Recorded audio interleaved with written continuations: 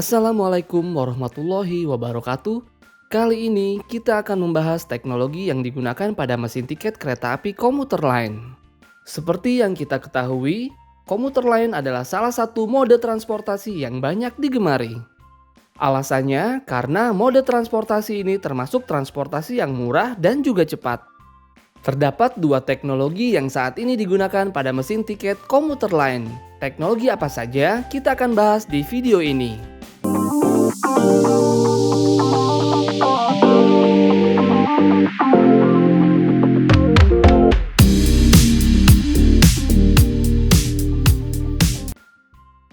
Teknologi yang pertama adalah teknologi NFC atau dikenal dengan Near Field Communication.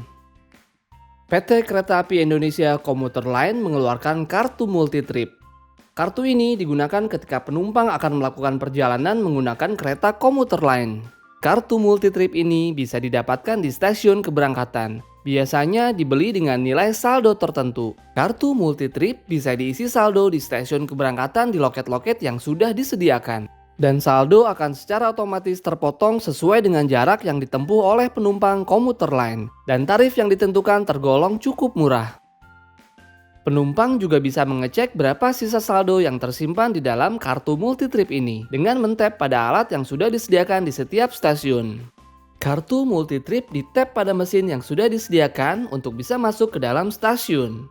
Dan di-tap kembali ketika penumpang sudah sampai di stasiun tujuan. Teknologi yang digunakan pada kartu multi-trip ini adalah teknologi NFC. Apa itu NFC? NFC merupakan singkatan dari Near Field Communication, atau bisa juga diartikan sebagai komunikasi medan dekat. Fitur NFC membutuhkan dua perangkat yang masing-masing kompatibel.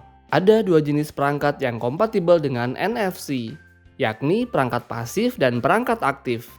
Perangkat pasif misalnya kartu, uang elektronik, atau perangkat transmitter kecil lainnya yang hanya bisa mengirim informasi ke perangkat NFC lain tanpa membutuhkan daya.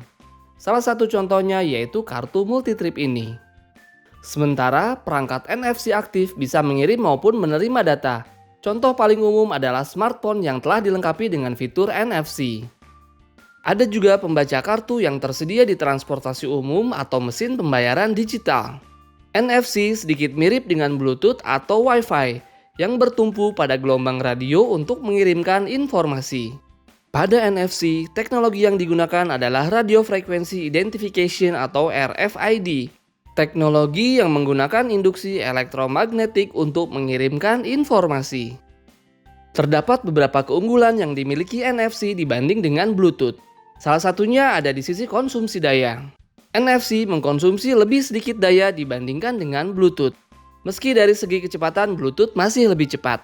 Selain itu, NFC membutuhkan jarak fisik yang sangat dekat dibandingkan dengan Bluetooth.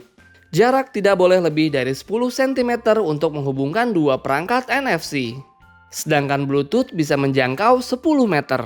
Teknologi yang kedua yang digunakan di kereta komuter lain adalah teknologi QR Code. PT Kereta Api Komuter Line bekerja sama dengan salah satu perusahaan yaitu Gojek untuk menghadirkan fitur GoTransit. GoTransit hadir untuk memfasilitasi pengguna KRL untuk membeli tiket secara non-tunai dengan memanfaatkan GoPay tanpa perlu nominal deposit. Pengguna akan mendapatkan kode QR pada halaman fitur GoTransit di aplikasi Gojek untuk dapat melakukan tap-in pada waktu keluar dan masuk dari semua gerbang yang ada di stasiun komuter lain. Gojek mengklaim inovasi ini pun memungkinkan pengguna dapat membeli hingga 10 tiket KRL sekaligus. Dan berikut ini cara membeli tiket dengan menggunakan aplikasi Gojek dan GoTransit. Pertama, buka halaman Gojek dan klik fitur GoTransit.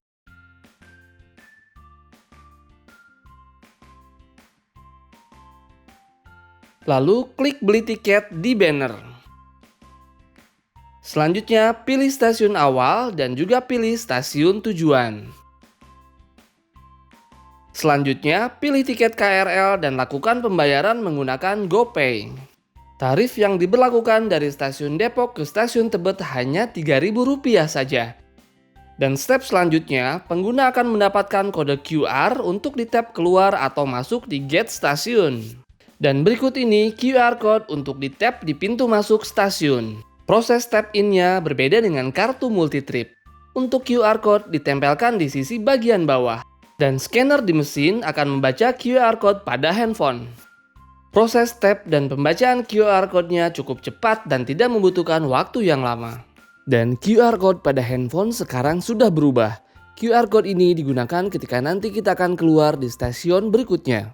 Kereta komuter lain sudah tiba. Saat ini jadwal kedatangan dan keberangkatan komuter lain cukup baik dan cukup tepat waktu. Komuter lain saat ini terus memperbaiki pelayanannya, dan saat ini sudah semakin nyaman dan semakin aman. Di dalam stasiunnya pun sekarang sangat bersih dan tertata rapi. Di dalam kereta komuter lain semua berpendingin ruangan, dan semua kereta dalam kondisi baik dan nyaman.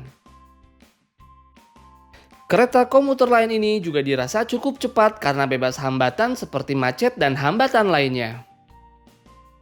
Saat ini kita sudah sampai di stasiun Tebet. Stasiunnya cukup ramai tetapi tetap nyaman.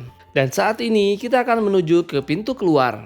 Ada banyak sekali mesin atau gate tiket di stasiun Tebet ini. Kita akan menggunakan QR code yang tadi sudah kita pesan melalui GoTransit. Dan kita akan coba tap di bagian bawah. Berhasil di tap dan prosesnya cukup cepat. Kesimpulannya, komuter lain ini menjadi salah satu mode transportasi yang cukup digemari di Jabodetabek karena murah, cepat, dan cukup nyaman. Untuk metode pembayarannya pun beragam, bisa menggunakan kartu multi-trip dengan teknologi NFC, atau bisa juga menggunakan aplikasi GoTransit dari Gojek dengan teknologi QR Code. Teknologi keduanya cukup cepat dan nyaman. Kalian lebih suka pakai yang mana? Bisa komen di kolom komentar ya. Sekian dulu video untuk kali ini, sampai bertemu lagi di video berikutnya. Terima kasih sudah menyaksikan video ini, jangan lupa like, subscribe, dan nyalakan tombol loncengnya.